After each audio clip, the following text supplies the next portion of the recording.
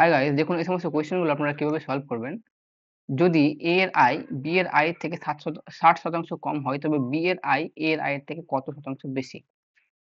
আমি এখানে লিখলাম এ, এখানে লিখবেন বি, ঠিক আছে? তাহলে যদি এ এর আয় বি এর আয়ের থেকে 60% কম হয়, তাহলে বি এর আয় বেশি আছে।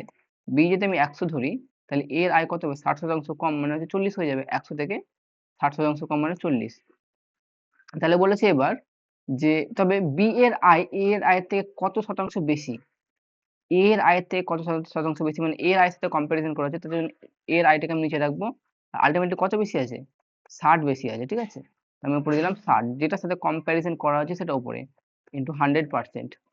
20 2 40, 20 3 60, 2 50 এ যাবে 100, তাহলে 150% হয়ে যাচ্ছে, ঠিক আছে?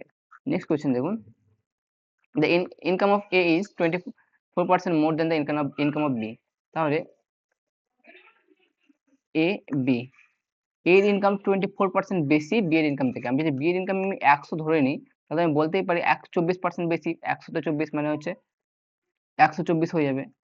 তাহলে বলছে by what percent is the income of B is less than A. এর সাথে তুলনা করা হচ্ছে, তাহলে এ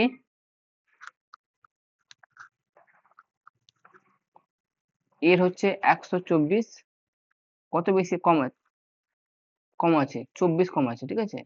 তাহলে আমি উপরে রাখলাম 24। পার্সেন্টেজ আনার জন্য যে আমি 100 দিয়ে আমি গুণ করে দিলাম। তাহলে কাটুন এবার।